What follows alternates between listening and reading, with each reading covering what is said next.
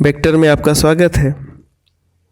आज हम लोग फिर से अपनी फेवरेट फसल प्याज पर चर्चा करेंगे और इस बार चर्चा का टॉपिक है कि प्याज का आकार लेने में कौन सी चीज़ें महत्वपूर्ण हैं।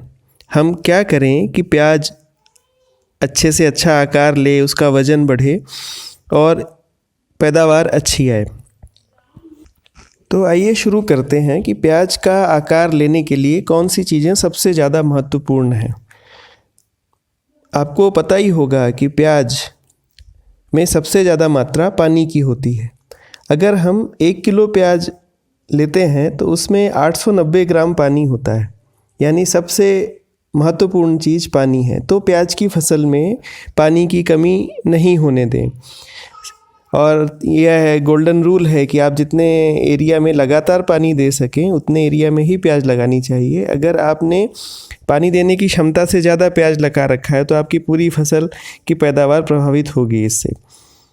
और कम पानी में तरह तरह की बीमारियां भी आती हैं, वो अलग फैक्टर है खैर। पर पानी अगर कम होगा तो प्रोडक्शन आपका सीधे ही कम हो जाएगा। सबसे महत्वपूर्ण चीज़ यही है। पानी के बाद सबसे ज़्यादा प्याज में मात्रा होती है कार्बोहाइड्रेट और शर्करा की। और शर्करा बनने के लिए धूप और पानी अगेन फिर से ज़रूरी हैं, और इसके लिए मैग्नीशियम, आयरन, ये चीज़ें ज़रूरी हैं। इलेक्ट्रॉन ट्रांसपोर्ट के लिए मैंगनीज़ भी ज़रूरी है। तो आयरन, जिंक, मैग्नीशियम, मैंगनीज़ ये अच्छी मात्रा में होना चाहिए ताकि शर्करा प्रॉपर मात्रा में बन सके। अब इसके बाद शर्करा अगर बनती है तो उसको नीचे पत्तों तक ट्रांसपोर्ट करने के लिए पोटेशियम बहुत ज़रूरी होता है। उसके बिना शर्करा बनने के बाद नीचे आने में दिक्कत होती है।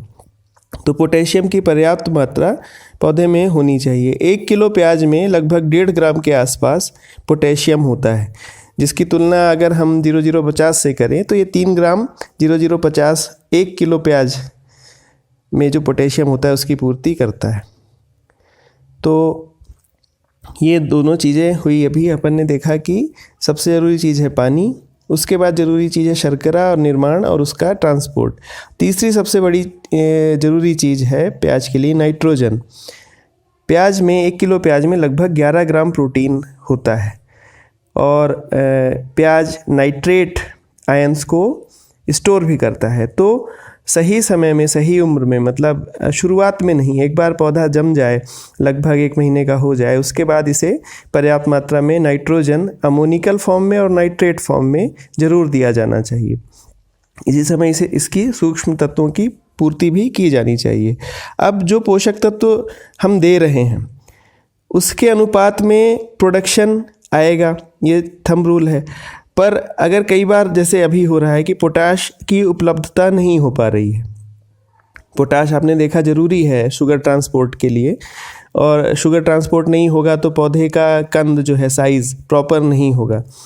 तो पोटाश की पूर्ति के लिए ज़रूरी है कि हम ज़मीन में जो उपलब्ध पोटाश है खनिजों के रूप में मिट्टी में बंधा हुआ, उसको रिलीज़ करवाने के लिए मित्र सूक्ष्मजीव पोटाश मोबिलाइज़र बैक्टीरिया का इस्तेमाल फसल में करें।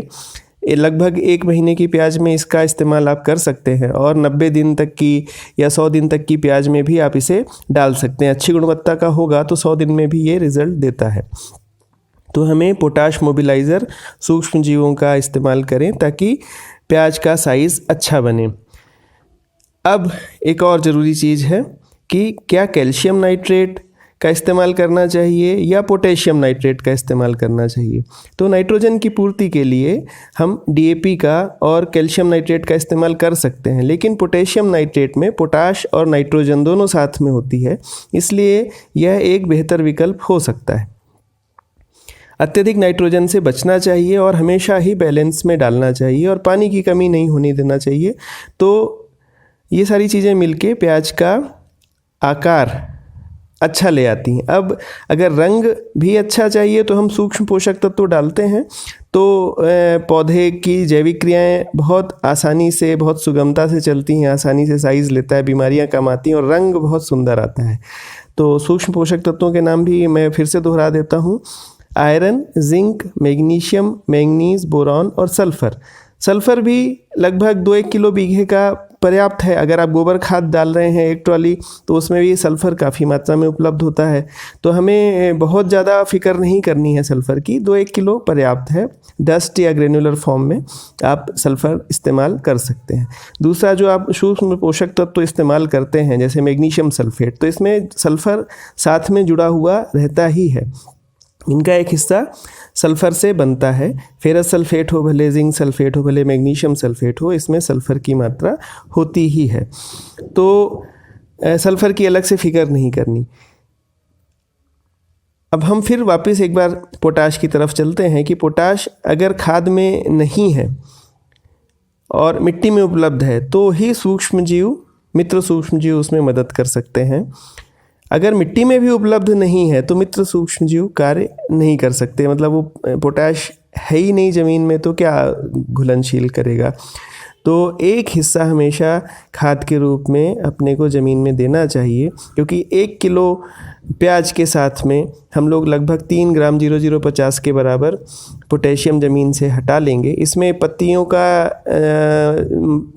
में जो पोटेशियम रिमूव होगा उसको नहीं जोड़ा है, सिर्फ कंद के रूप में जो प्याज के साथ में पोटेशियम जाएगा उसी को जोड़ा है।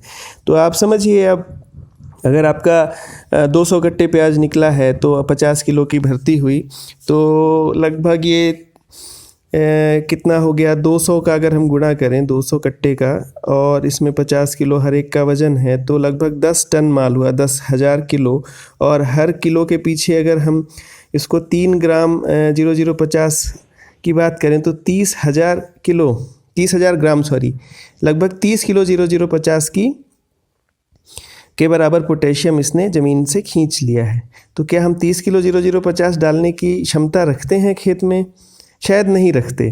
तो ये जो पोटेशियम की कमी है ये कैसे पूर्ति होगी इसकी? तो इसके लिए ही मित्र सूक्ष्म जीव आपकी मदद कर सकते हैं। कंपोस्ट में जो उपलब्ध पोटाश है वो आपकी मदद कर सकता है, और पोटाश युक्त खनिज आपकी मदद कर सकते हैं। अगर आप एक ऐसे एरिया में हैं जहाँ की चट्टानों में पोटाश है तो फिर मित्र सूक्ष्म जीव वहाँ बहुत अच्छा काम करता है। पोटाश मोबिलाइज़र ये चट्टानों में से घोल के भी पोटेशियम पौधों को उपलब्ध करवाता है। तो पानी, पोटाश और सही समय पे नाइट्रोजन और मित्र सूक्ष्म जीवों का प्रयोग और सूक्ष्म पोषक तत्व, ये सभी चीज़ें अगर बैलेंस में सही समय पे डलती हैं खेत में, सही समय क्या है 1 महीने के बाद, तो आप एक बहुत अच्छी पैदावार की, गुणवत्तापूर्ण पैदावार की आशा कर सकते हैं। आशा है आपको जानकारी पसंद आई होगी। आप अपने सवाल नीचे कमेंट में पूछ सकते हैं। वेक्टर